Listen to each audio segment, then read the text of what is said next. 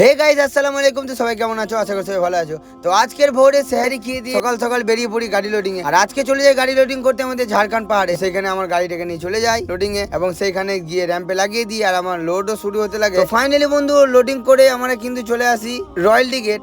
আর এটা কিন্তু রামপুরহাটের royal gate, কারণ এটা না কাটলে কিন্তু আমাদেরকে পাহাড় থেকে বেরোতে দেবে না, আমাকে মানে কি কোনো গাড়িকে বেরোতে দেবে না। তো ফাইনালি রয়্যাল গেট আমার পাইলট চলে এলো। তারপরে সেখান থেকে চলে যায় সোজা নুরুদ্দিন ভাইয়ের দোকান। আর এই দোকানটা কিন্তু আমাদের বহুত দিনকার পরিচিত, আজকে 5.5 বছর 4 বছরকার পরিচিত দোকান। কারণ এখানে আমরা কাটা স্লিপ বানাতাম আগে, যখন ওভারলোড বিহারে ঝাড়খণ্ডে হরিপুরে লোড করতাম। তো সেইখান থেকে কিন্তু ওভারলোডিং গাড়ির আমরা কাটা স্লিপ এখানে বানাতাম।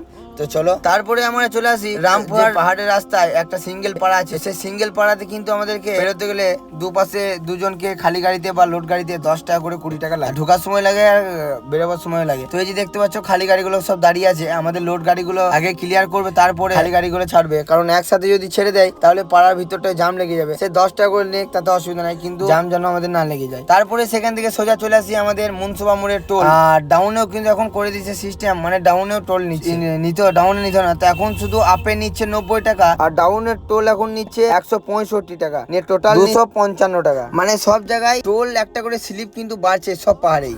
চলো টাটা বাই বাই, আসসালামু আলাইকুম।